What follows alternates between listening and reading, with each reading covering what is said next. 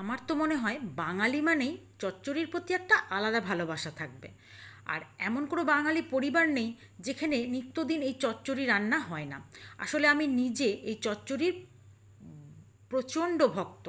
এই রকম একটা পদ আমার পাতে থাকলে আমি কিন্তু মাছ মাংস ছেড়ে এই দিয়েই খেতে পারি। তো নমস্কার বন্ধুরা, রসনালয়ে আপনাদের অনেক স্বাগত। আজ আমি আপনাদের সঙ্গে শেয়ার করব চিংড়ি মাছ দিয়ে পুঁই ডাঁটার চচ্চড়ির রেসিপি।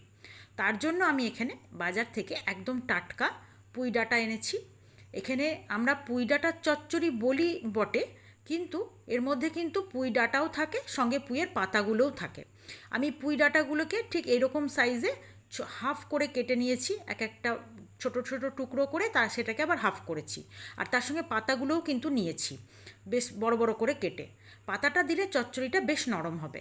আর তার সঙ্গে যে উপকরণগুলো নিয়েছি সেগুলো কিন্তু কোনোটাই স্কিপ করা যাবে না। নিয়েছি বেশ কিছুটা আলু, তার সঙ্গে নিয়েছি কাঁঠালের বীজ, সঙ্গে থাকছে বেগুন, আর নিয়েছি মূলো। এর মধ্যে এই প্রত্যেকটা সবজি যদি পড়ে তবেই কিন্তু চচ্চড়িটার স্বাদ হবে অসাধারণ। নিয়েছি কিছুটা মিষ্টি কুমড়ো, আর আছে গাটি কচু, বা অনেকে এটাকে কচুর মুখিও বলে। এইটা কিন্তু পুঁই ডাঁটার চচ্চড়িতে মাস্ট, প্রত্যেকটা সবজিই লাগবে। সঙ্গে আছে বেশ কিছুটা বড় সাইজের চিংড়ি, যেটার আমি মাথার পোর্শনটা ফেলে আর পায়ের দিকগুলো ফেলে ভালো করে ধুয়ে নিয়েছি। শুধু লেজের অংশটা রেখেছি যাতে চিংড়িগুলো ভাজলে একদম গুটিয়ে না যায়, সেই জন্য ওটা খাওয়ার সময় ফেলে খেতে হবে। এবার চিংড়ি মাছগুলো ধুয়ে পরিষ্কার করে নিয়ে তার মধ্যে লবণ আর হলুদ মাখিয়ে আমি কিছুক্ষণ রাখবো। খুব বেশি রাখার দরকার নেই, চিংড়ি মাছে লবণ হলুদ মাখিয়ে অল্প রাখলেই চলবে। এবার আমি এখানে একটা মেজারিং কাপের 80 ml মতো তেল এখানে দিয়ে দিলাম, সর্ষের তেল। এরপরে চিংড়ি মাছগুলোকে আমি খুব হালকা ভাজবো। চিংড়ি মাছ বেশি ভাজলে কিন্তু স্বাদটা ভালো থাকবে না, একটা রাবারের মতন ভাব হয়ে যাবে। সেটা যেন না হয় সেইটা দেখে খুব অল্প করে ভাজতে হবে। এই রকম যখন হালকা লালচে হবে তখন চিংড়ি মাছগুলোকে আমি ভেজে তুলে নেব। তুলে নেওয়ার পর আমি ওই তেলের মধ্যেই কিন্তু বাকি রান্নাগুলো সারবো। তার আগে আমি একটা মশলা রেডি করে নেব। এখানে আমি নিয়ে নিচ্ছি সাদা কালো সর্ষে 2 টেবিল চামচ, আর দিয়ে দেব 2 টেবিল চামচ কাঁচা লঙ্কা বাটা।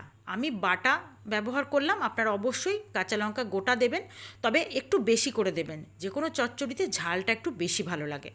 আর দিয়ে দিলাম বেশ কয়েক দানা রসুন, দিয়ে তারপর এটাকে একটা পেস্ট করে নেব। এবার ওই তেলের মধ্যে আমি দিয়ে দিলাম অল্প করে 5 ফোড়ন।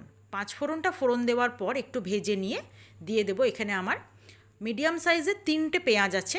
পেঁয়াজটাকে আমি পাতলা পাতলা করে কুচি করে নিয়ে হালকা হাতে ভাজতে থাকবো। অল্প ভাজা যখন এইরকম লালচে হবে, হালকা, একদম গাঢ় লাল করব না, হালকা লালচে, তখন আমি এবার একটু শক্ত সবজিগুলো থেকে ভাজতে শুরু করব। প্রথমে কচুগুলোকে কিছুটা ভেজে নেব। আমি আগেও বলেছি যে শক্ত সবজি, যে কোনো চচ্চড়িতে শক্ত সবজিগুলো আগে থেকে ভাজতে হয়। এবার কিন্তু আমি কচুটা ভেজে তুলে নেব না, ওর মধ্যেই এবার আমি দিয়ে দেব আলু আর মূলোটা। এই দুটোকে একসঙ্গে ভাজবো। এই চচ্চড়ির পদ আপনাদের পাতে থাকলে আমার মতন হয়তো আপনারাও মাছ মাংস ছেড়ে এইটা দিয়েই খাবেন। আর হয়তো আপনাদের বাড়িতে অবশ্যই পুঁই ডাঁটার চচ্চড়ি রান্না হয়, তবে আমি আমার রেসিপিটা আপনাদের সঙ্গে শেয়ার করলাম। এরপর আলু মূলোটাও কিছুটা ভাজা হওয়ার পর দিয়ে দেবো এবার মিষ্টি কুমড়ো। মিষ্টি কুমড়োটা কিন্তু দেখেছেন বেশ একটু বড় করে কেটেছি, সঙ্গে কাঁঠালের বীজ। কাঁঠালের বীজগুলোকেও আমি ওপরে সাদা খোসাটা ফেলে এইভাবে দুভাগ করে কেটে নিয়েছি।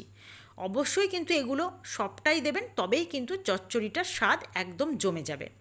এবার আবারও কিছুক্ষণ এইভাবে ভেজে নেব। ভাজা হয়ে যাওয়ার পর এবার আমি সব শেষে দেব বেগুনটা।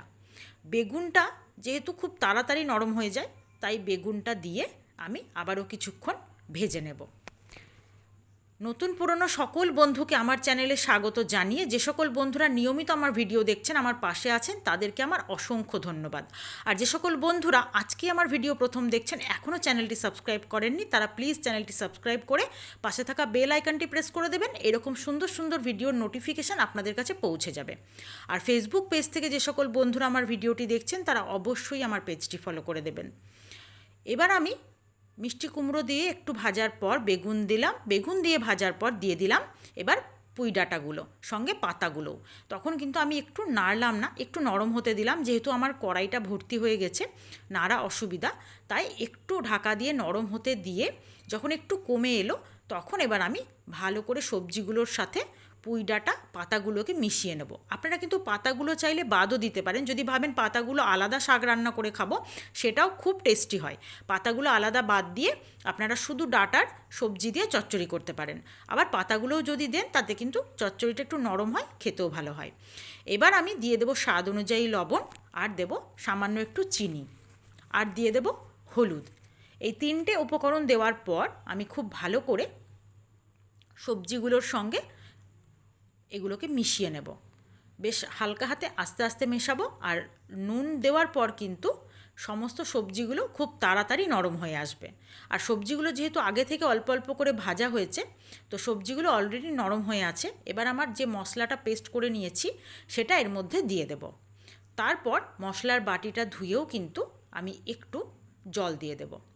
জলটা দিয়ে আমি ঠিক যতটুকু জল দেব, এইটুকু যেন আমার চচ্চড়িতে যতটুকু প্রয়োজন ঠিক সেইভাবেই দেব। খুব বেশি দেব না, কারণ চচ্চড়ির সবজিগুলো কিন্তু আগে থেকেই বেশ নরম হয়ে আছে। আর বেশি জল দিলে অনেকক্ষণ সময় লেগে যাবে সেই জলটা শুকোতে। এবার তার মধ্যে ভেজে রাখা চিংড়িগুলো দিয়ে আমি ঢাকা দিয়ে দেব। কিছুক্ষণ ঢাকা দিয়ে রান্না করব। খুব বেশি সময় লাগবে না, যেহেতু সবজিগুলো ভাজা আছে। কিছুক্ষণ রান্না করলেই, মিনিট 7 রান্না করলেই, কিন্তু 5 থেকে 7 মিনিট রান্না করলেই ভেতরে সমস্ত জলটা টেনে নেবে, সাথে সবজিগুলো একদম পুরোপুরি সেদ্ধ হয়ে যাবে। এবার যখন দেখুন আমি নিচ থেকে নাড়ছি খুব ভালোভাবে, দেখেই বুঝতে পারছেন প্রত্যেকটা সবজি কিন্তু একদম নরম হয়ে গেছে, আর একদম একে অপরের সঙ্গে গলে লেগে গেছে। ঠিক এই অবস্থা যখন হয়ে যাবে, তখন আপনারা ঢাকা দিয়ে কিছুক্ষণ রেস্টে রেখে তারপর নামিয়ে নেবেন। এই চচ্চড়ি পাতে থাকলে আপনাদের আশা করি আর কিছুই লাগবে না। এইভাবে একবার আমার মতন করে পুঁই শাকের চচ্চড়ি বা পুঁই ডাঁটার চচ্চড়ি রান্না করে দেখুন। স্বাদ এত অসাধারণ হবে যে আপনার বাড়ির সকলে চেয়ে খাবে, এটুকু আমি কথা দিতে পারি। এবার আপনাদের যদি আমার এই পুঁই ডাঁটার চচ্চড়ির রেসিপি ভালো লেগে থাকে, অবশ্যই লাইক, শেয়ার ও কমেন্ট করতে ভুলবেন না। আর আপনারা যেভাবে আমার রান্নার চ্যানেলকে পাশে আছেন, এইভাবেই আমার ব্লগের চ্যানেলটাও পাশে থাকবেন। আজ এই পর্যন্তই, ধন্যবাদ।